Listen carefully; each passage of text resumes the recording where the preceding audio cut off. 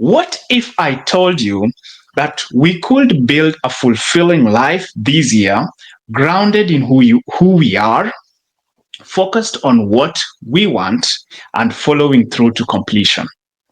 Would you believe me? Now, listen, I've spent the past 15 years traveling the world, learning and seeking fulfillment. I remember right from 2011 when I started traveling to different parts of the world, traveling to Taiwan, meeting wonderful people from different parts of the world, friends that we kept for a long time.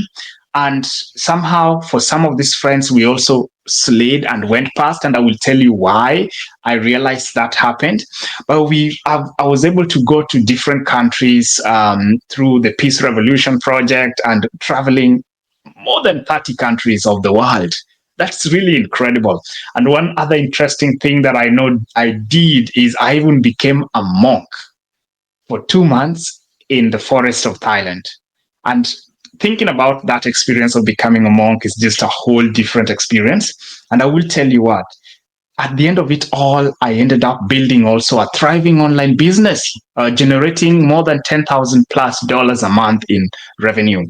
But you know that in all this, even though I did all this, I still felt unfulfilled. I still felt like something was amiss. I still felt like something wasn't yet adding up. And the biggest thing I was having this conversation with one of my mentors the other day. And the biggest things that I figured out is, in as much, yes, I'm going to remove my glasses. So the biggest thing that I figured out when I was talking with one of my mentors is there is an ideal that I believed and created for myself around who I wanted to be. And there was what I knew myself inside. And these things did not match. So at the end of the day, yes, I could live perfectly to the picture I had created for myself, but internally I had challenges, I had doubts, I had concerns. And most times it's said that when you have those kind of concerns, then it's more like a cognitive dissonance, where the outward picture you portray and the inward picture you are totally different.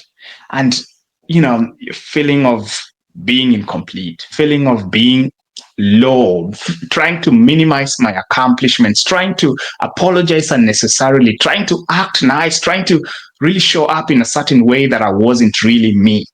And at the end of the day, I had a feeling of emptiness. And guess what? This ended in 2023, November. Two great things happened. And what happened is I literally was trying to figure out what can I do. I was really deep into personal development and I was really actively involved. But then I asked myself, but then in that particular moment, I was talking to my wife, and my wife put a radio station, and the radio station was Bridge Bible Talk. So Bridge Bible Talk produced a sermon, and I was listening to this sermon this one morning driving to work, and this preacher was talking directly to me. And as this preacher was talking directly to me, what I felt, what I experienced was I got for the first time listening to this preacher that I was trying to figure it out on my own. I was trying to do it on my own. And when I discovered that and I listened more, I had to park. I was about 15 minutes out from work. I parked by the roadside and I put my hands on my head. And for the first time, I was something released. And what this guy said when he was ending his sermon, and what he said is, you can trust somebody to help you carry it, to take it off from you, to trust. You know what release that is? You know the release you feel when you let something go. The release you feel when something totally gets carried away from you. And that day in November, I gave my life to Christ. And I said, Jesus, I can't do it on my own. I can't try to be perfect on my own. I want to do this with you. I want to give it all away. And when I did that, interestingly, at the end of the day, something shifted. Something shifted at that moment, and I started a new journey. But guess what? That's the first thing that happened. The next funny thing that happened is that was the month when I got promoted from my job. So I was working as an entry level staff, and I got promoted to management. And that was the same month that I became a manager. So during that month, I was really learning eagerly. And if you interacted with me at that time, you remember I was really like just focusing on studying the Bible and reading and listening to sermons because I had started this new life, right? And as I did that, what also happened is getting into management, I was really interestingly, it started to also drain me. Like getting into management was very interesting because one of the things that I learned out of management is I was like, whoa, I became safe. I got a better position. What I didn't know is that as I went into management, there was still some struggles. There were things that I needed to resolve. There were things that I needed to come to terms with. And as I did that, what happened is the career part dragged me away and the management dragged me away. I remember working longer hours, and at some particular point, I was more into the management than even with the family or working on myself until I lost my job in in August. And when I lost my job, now I had to really work on myself. I had to really come to terms. Remember I was really working on myself. And during this time, I came right inside to say, well, the career isn't going to distract me now. I wasn't concerned about so much about losing the job because I knew I could bounce back. I really have so much self-belief in ability to bounce back. What I didn't know is that some grace was carrying me through the whole time. And I will tell you about that some other day. Remember, today we are talking about how we can get a fulfillment that radiates every part of our life. So some of the things that I did at that time is I started a Bible study. And if you remember at that time, I was really just like focused on Bible study. I would write long commentaries of the Bible. Like I was really getting sucked in because one of the things about discovering a new path is you want to go deeper to learn about it. So it's not just a superficial discovery that is feel good for a moment, but you're going deeper. So I went deeper into Bible study. I went deeper to discover what God's plan for my life was. And I got deeper to discover what really it means to be a Christian. And when I did, as I did that at some point, I told my wife, maybe it's time we went back to church. And last year, we went back to church. So 2024, this is one of the year that we also went back to church. I remember the journey of walking from different churches to look for a place until we eventually found one, right? And something else that I did is I also cut off from external influences at that time. I remember one of the things I kept pulling away from was drinking. I used to drink to run away from the internal feeling of inadequacy. Openly, it looked more like I was having a social time, but internally, at some point, I was just drowning this mental overwhelm and just wanting a place where I did not want, it's like my own safe me zone. And I noticed that I would do that a lot more, but I also noticed that when that happened, that tended to drag me away from what was true for me that I had gotten.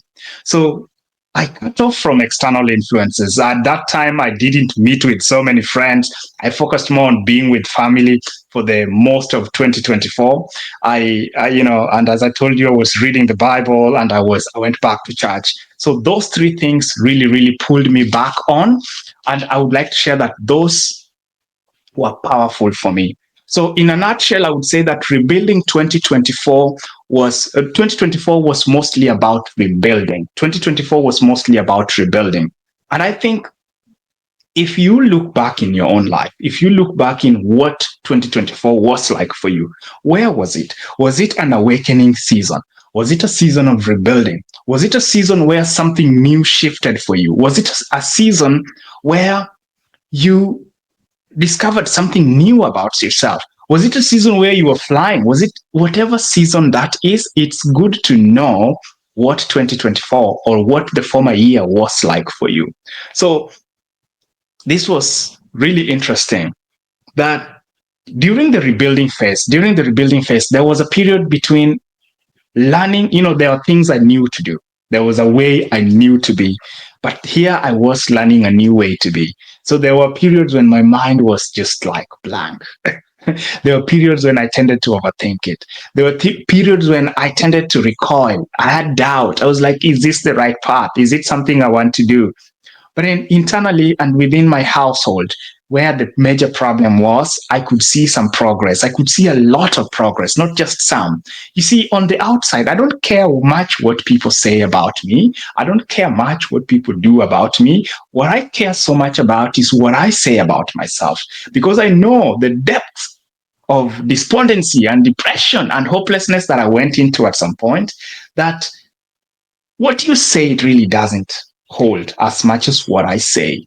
And it's interesting that when I affirm who I am, not just by my actions, but by a new sense of my being reborn, then I see myself as, yes, I have been into this negative space. I have been taken some negative actions. I have been selfish, and I'm kind as well. I've been unkind, and yes, I'm patient as well.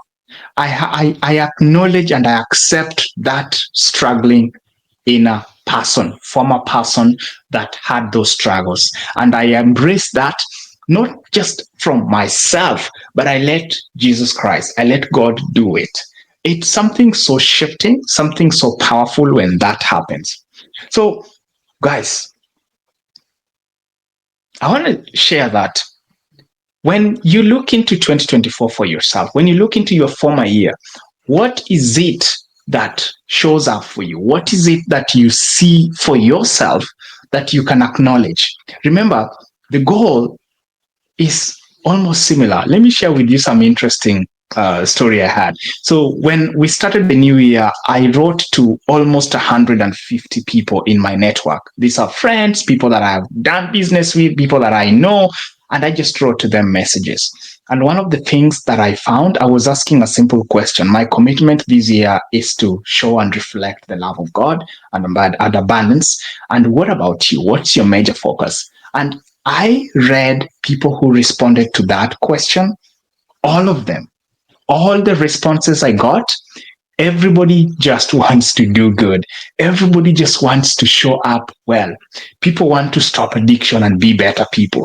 People want to be closer to their families. People want to provide for the people they care about. People want to change habits in themselves that they see as not doing them well.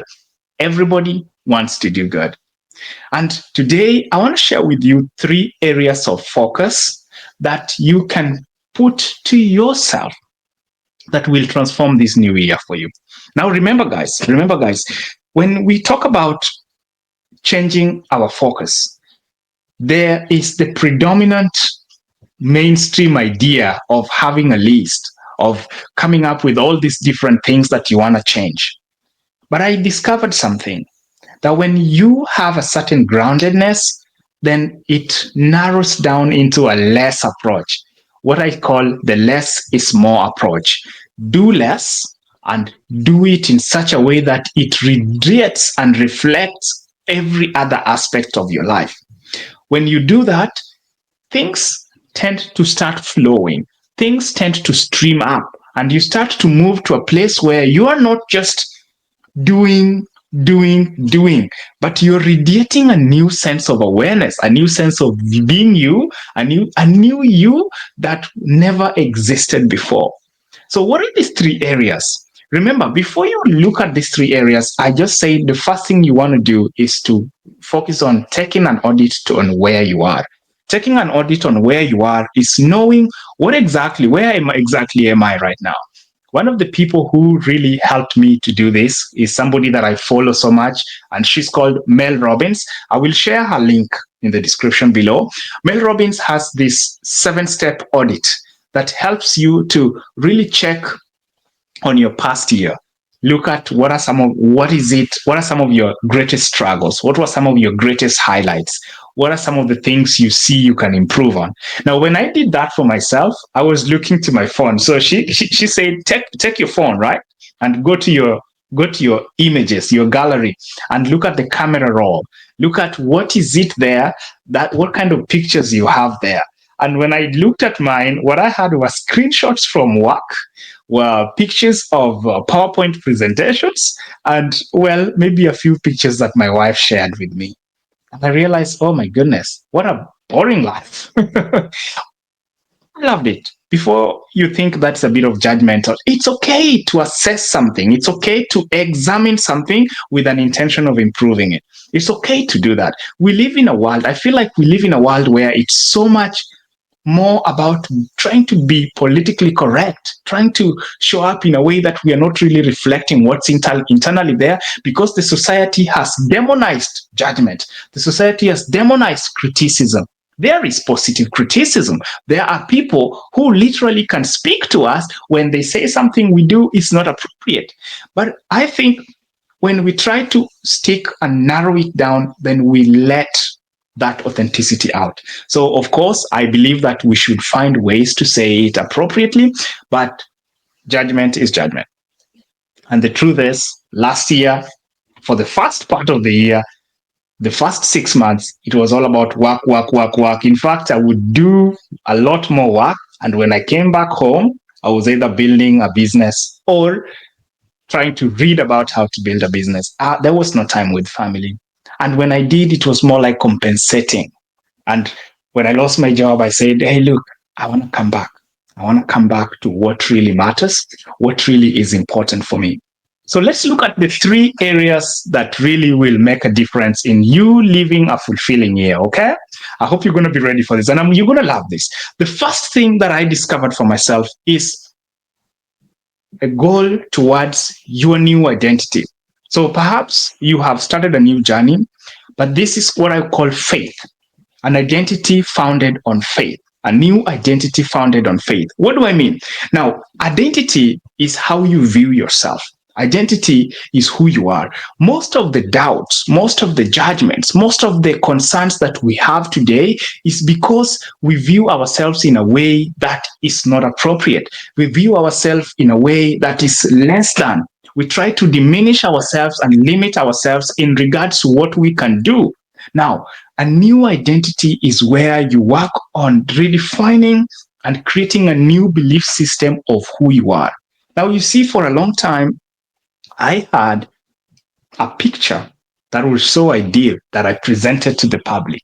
And internally, I had something totally different. Internally, I felt a sense of like inadequacy, worthlessness, like something was not right. I felt like I wasn't quite meeting up to the standard of the picture I had presented. And this dissonance created in me a lot of tension, a lot of stress. You couldn't see it because I could be a perfect actor outside, but on the inside, it was tough. And guess who will always reveal to you some of these things? Your closest family members. Your closest family members will always tell you, they will tell you, they will. They will tell you. I remember my son telling me, Dad, you're sleeping again. And we were doing he was telling me a story. And I had fallen asleep. And he's like, Dad, you're sleeping again. And at that time, I'm too tired to even comprehend. In my mind, I'm like, oh yeah, I'm sleeping. Dad is tired. We'll talk tomorrow. Tomorrow never comes. Tomorrow never comes. Those meaningful connections, when they go, they are gone. So when I started to really look, I realized that the belief in myself was overwhelming me because the external appearance and the internal belief were different. Internally, I believed in fear. I believed in being small. I believed in the pain and the actions that I had gone through and the things I had done. And I thought, oh my God, Dennis is such a bad person. Dennis is such a terrible person. But externally, I tried to portray a different image. And developing a new belief system is part of our new identity. How I did it is literally I gave it up. Because listen, how can this drunk help the drunk who is me? So there's a drunk helping a drunk me to be better. A selfish Dennis helping a selfish Dennis to be better. I couldn't do it. I couldn't reconcile that. If you can, maybe that works for you and that's okay. I don't even want to know. But what I know is this: when I gave it all to Jesus, when I know that regardless of all that, he still accepted and died for me, and that I could be born again, not just as a baptism, not just as a going to church, but as a new belief system in my heart, something changed. And with that new belief, there was faith. The new belief came faith. And it's written in the Bible that faith comes by hearing, and hearing through the word. That's why I told you guys at the beginning that I dedicated time to do Bible study. I went through, and I would do it in a very interesting way. At first, because I knew I would drive to and from work alone, I got the audio version with commentaries, and it's called Through the Word, Through the Word. And I listened to that. They have different journeys that I listened to day, morning, and evening. And I got that in and I reflected on that, and I could match my life, and I could see how there is so much depth in seeing God's plan for our life, in seeing how we predominantly are sinful without even knowing it, and we think it is okay. And then when we see for ourselves that we are sinful, we literally change. And that changed for me. So with the new identity is having a new belief system, and then having a new found faith in the belief system, right? And something about faith is, many of us talk about faith as in having faith in faith, right? Faith as a philosophy. So many of us talk about having faith in faith, or love as love. So love because love. If you think about love as love or faith in faith, what you're literally doing is you're picking a word. So if you look at the word faith, I don't have to describe it right now. So having faith in a word, then what you're literally saying is you're having faith in yourself. And for me, what I couldn't reconcile right there is the negative aspects of me that I couldn't change. I couldn't have faith in that. And somebody said, oh, but try looking at your future self. Have faith in your future self. And I did try that, but I realized that 5 days or even 24 hours later, my future self still messed up. And then I was like, how futile is this? What is the probable, almost certain future with this future self? This future self is going to delay me from really living the life I want to live. And at the end of the day, I will have waited for a future self 10 years later and lost the time and the connection I needed with my kids. I lost the time and the connection I needed with my family, and lost the things that were really important to me. I quit having all this future self conversation. And I said, remember, all I want is right now, the good, the bad, and the ugly. I want to experience life in all its totality. So a new belief, new faith, and with new identity also comes an inspired purpose. And you see me speaking here, this kind of speaking couldn't have come as a result of anything, but it's because of an inspired purpose. Because I feel there is a sense that, you know what, everybody just wants to do good. Everybody wants a better life. Everybody, even the very person who you think is really, really, really, really in their depth of abyss, that person wants to be better. But maybe they don't know how. Maybe they don't know where to start. And why I feel a sense in my heart to share my journey is because the things that may be easy for me right now, somebody could be struggling with. And I'm sharing that. So with the new identity comes new belief, new faith in action, and inspired purpose. So one thing you want to do this year is you want to develop a new belief. If you have that new belief in yourself that aligns everything, cool, affirm it. Affirm it. The second thing you want is you want to create and define what family means like to you. So remember, what do I mean? Family is very crucial for most of us. Now, we were created for connection. Nobody can live alone. Imagine you live alone in the whole world. So if you live alone, you may have all the money, you may have all the material things that you ever desired, but if you are alone, most likely you're going to die much faster than you ever think. So there is a design in our creation that we are so interconnected. We are so interconnected that you watch a video like this and it sparks something in you, but if you didn't watch it, nothing. We are so interconnected that the food you eat, the things we use. I'm using a mouse here. I bought this. Everything around us is a product of the people around us, a product of the interconnection we enjoy.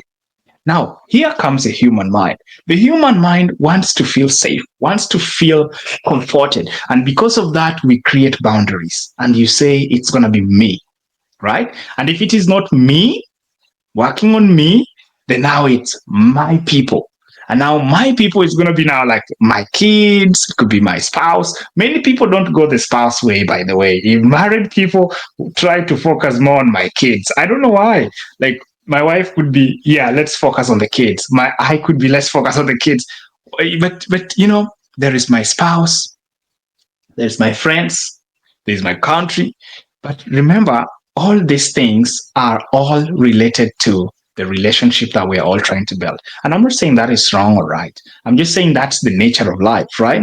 But we want to define family as in whichever way we want to define them. Get to know why you call somebody a friend.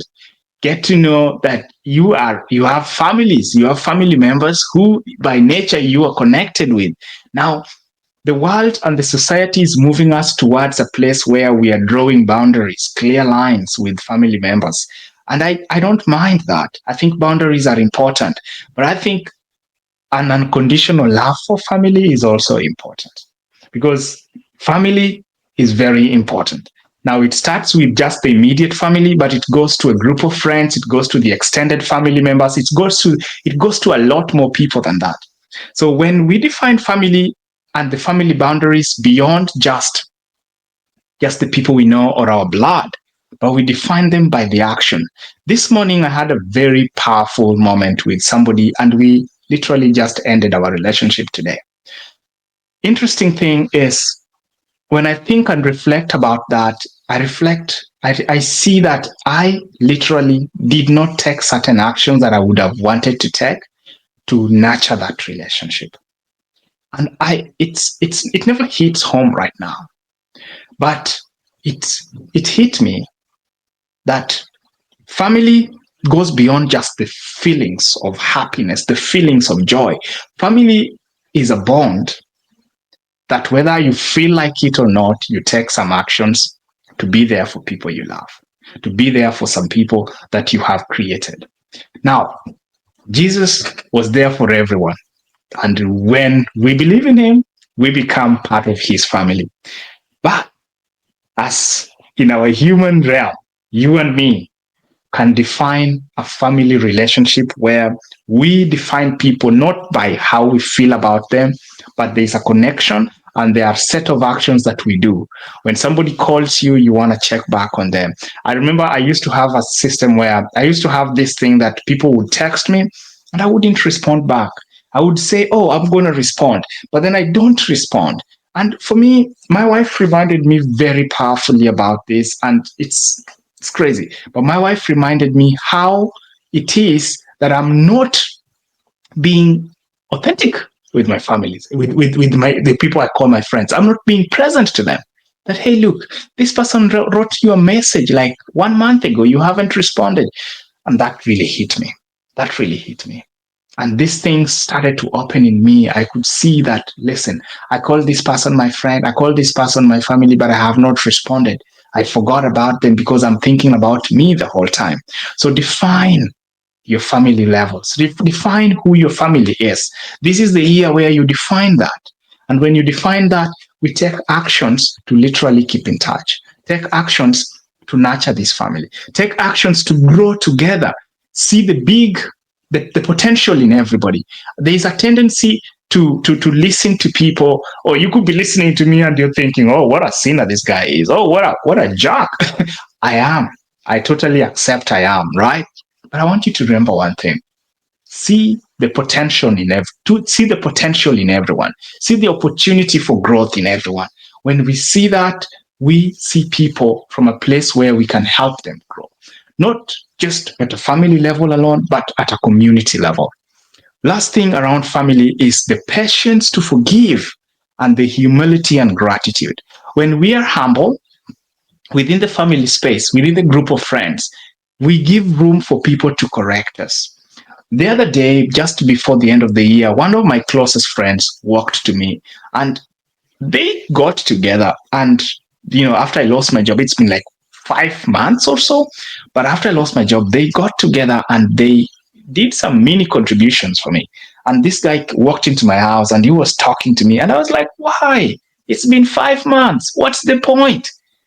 And the guy said, look, Dennis, this is what it means to be a true friend, to think about others. And I was like, whoa, that's real. It's true. Thinking about others goes beyond just thinking about ourselves. So when we think about ourselves, we see our problems are so huge. Everybody is going through something. There was a person in church that I saw, and I thought, oh my, this person is so successful. This person, I would like to have this person's life. And then this person came back to me and said, you know what, Dennis, I'm going through this issue and this issue. And the person shared something very personal. And I was like, oh my goodness. So this person, with all this love, with all this grace, the way she helps people, the way he helps people, he is going through problems. Whoa. So God opened me to see things a different way. You see, children grow up selfish. Children for a period of time are selfish. They're thinking of a me. This is mine. This is mine. For some people, like this guy over here, this guy, the guy raising up his finger, right? Some people, that selfishness goes on for a long time. That you show up from an angle of you just want to improve yourself. You want to grow, yes, but then you forget about people, or you want to help people, but you're just thinking about helping them for yourself. It doesn't work. It doesn't work. This year, I encourage you and I submit to you. Focus on defining your family, defining who they are, defining the boundaries of relationship. Sometimes we have relationships with people, but because we don't define the boundaries, we end up messing this relationship. Man, are we together? When you have, there are some, I know this, there are some ladies that the society says, let me say it another way. Most people in the society think that married men and women cannot form a relationship. But I want to submit to you that in the space of maturity, in the space of perfect harmony, these relationships can exist. When there is authentic and conditional love, there can be relationships and where people build and grow with one another. But when people are self-absorbed, when people are thinking about their self-interest, what happens is a relationship that could have ended and blossomed into a career mentor, into a career buddy, into something else, ends up leading into sensual desires or lust that destroys a beautiful thing that could have gone. Now, sometimes our mind is wired to think that when you see a man and a woman, all you think about is people who are in inappropriate relationships. But I want to tell you that there are boundaries that we can create. There are openness and trust that we can build when we really have authentic relationship with one another. So this year, I want to encourage you, after working on your identity, because that's very important, a new identity in who you are, define your family boundaries. And when you have defined that, nurture and grow with them. See people based on the potential of who they are, not just on the problems of what they carry. Sometimes they tell you some deep things. We don't use that to judge people. We use that to speak to them, to speak life. Because most times when we listen from a selfish perspective, what we do is we say, oh, me, you're listening to somebody's story, but then at the end of the day, you're saying, me, I don't see it like that. Me, no. Listen to them and see them with that problem resolved. Pray for them, build them up, empower them to go and resolve that issue, and connect them to a new way of resolving that conflict. And that can happen, guys, when we develop the patience in our heart to forgive ourselves, to forgive other people, and the humility, the brokenness to realize that I'm not better than you. You're not better than me. We are all one. We are all one family, and we are all working towards being better. And when we see that, then I'm so grateful for the things you do. You're grateful for the things I do, and we grow together. The final thing that I want you to focus on this year is finances. Now, finances is broad, but there are also three things in finances that I would like you to look into. In finances, some people choose to look career, others think business, others think both. And there is a debate for a long time around financial freedom. Some people say that you cannot achieve financial freedom in career. Others will say that you have to have a side business just in case the career collapses, then you have a business to fall to. Now, what people say, including what I'm telling you right now, is really my personal revelation. You're going to find out for yourself. But at the end of the day, I want you to remember, rather than trying to stick to what somebody is doing, find what works for you. How you find what works for you? If you really have a connected identity, you will know. If you really connect to your core about who you are, you will know. And when you know what you are about, when you know your inspired purpose, then your career or business will show up and you will start doing something.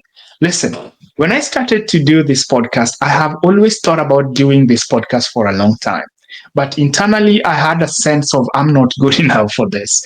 I had a sense like, and it's true. One of the things that we really find is when we talk personal development, when we talk holistic development, sometimes you can speak and try to give a picture of glamour. But if internally it's not true for you, you really want to procrastinate and say, I don't feel that today, but I'm not talking about feeling it. I don't even feel success, but I am successful. I am blessed. And I show up here not to show you something that I have. I have done a fair measure of success. I've done things that I want to talk about, but it's not the reason. There is something that comes out when you know it's inspired from your heart. So when you think about your trade, when you think about your career, when you think about your business, think about something that inspired, that comes inspirationally from inside of you and radiates to other people. So when you could be in a career, yes, there are people who can grow their career and generate enough money to take care of their families, to build wealth, and to leave a legacy for their future generation. When you think about some people, there are people who can do career and business and still thrive. There are people who can go into business and still thrive. And there are people who can be self-employed and still thrive. It doesn't matter whatever script you do, as long as you're following your inspired action. And as we move on through this podcast, I'm going to share with you some of the ways that we are doing this. Because for me, I'm looking into a career of counseling, of mentorship, of working with people, because people really just want to do good. People really just want to improve. And there is a lot of cynicism, discouragement, demotivation, because the society is moving so fast. You look into social media and you see people everywhere. They're posting all these glamorous things and you're like, why is it not happening for me? Listen, I want to tell you that work on yourself, but don't work on yourself alone. Somebody is ready to work with you on yourself as you take the actions in faith to get the life that you want this year. So as you get clear on your career and your trade, this is where you're going to look at how do I need to upskill. When you decide that I'm focusing on my career, when you decide that I'm focusing on getting self-employed, when you decide that I'm focusing on a business or I'm focusing on both, then you're going to ask yourself very critical questions. Am I going to upskill? Am I going to build more skills? Am I going to just start? Am I going to team up? Am I going to is questions that are going to come naturally when you get that clarity for yourself. And under finances, you're going to talk about financial management and growth. You see, it's not enough to just make a lot more money. One of the things that people look into, and I have done that, is to think that making a lot of money is the secret. But I want to submit to you today that whatever amount of money you make, somebody could be making $10,000 and saving $500. Another person could be making $500 and saving $400 or whatever. So another person could be making way less and saving a lot more. The person who makes less and saves and invests a lot more has more potential for growth than the other one who makes a lot more but uses it more and doesn't save or invest that money. So financial management and growth is very critical. How are you managing the money that you're getting? How are you growing it? How are you investing it? Now, this is the time where we look at for yourself. How do you budget? If you're in a family, do you have a singular budget for yourself, or you're budgeting with your spouse? Are you finding ways to hold each other accountable, or is it my money and your money? There are men who perhaps say, pesa yangu or my money. No, no, no, no, no. This is my money. That's your money. No, no. So what are you doing about it? So when you look for yourself at your financial management and growth this year, you're going to find ways to thrive in that. And the last thing is community service. Now, this is an unspoken rule, but if you look at everything, the heart of community service, the heart of helping people without expecting anything in return, is very powerful in building your financial capabilities and financial freedom. Because at the end of the day, when the level of community service is not there, then you really just are looking at it as a way of benefiting yourself. So community service is very important, that in as much as you're building your career, this is where you can practice, you can put your new skill building into practice. This is where you can use the new skills to grow. Part of what I'm doing right now is I've decided to do weekly podcasts like this, talking about the transitions that I'm going through in life, the things that I'm doing, and I'm doing it for free. I'm giving it all. And it's not easy, but in this process, I'm learning to step over the nervous anxiety, right? I'm learning to step over setup. Today, you're going to see this background. Next time, you're going to see a totally new background. You're going to see things changing. Perhaps one time you're going to see, there are edits. Maybe you are inviting a new guest on. And that is part of community service, because what I'm doing is I'm learning and growing through time. So community service is very useful. So having learned what these three things, a new identity, defining and growing with your family, and number 3 is financial freedom. What's next for you? Wherever you start, guys, I want to tell you that we are building a community of next steppers like you.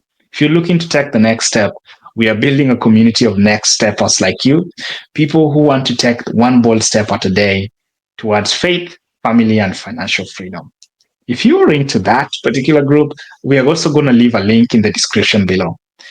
This year is going to be fun.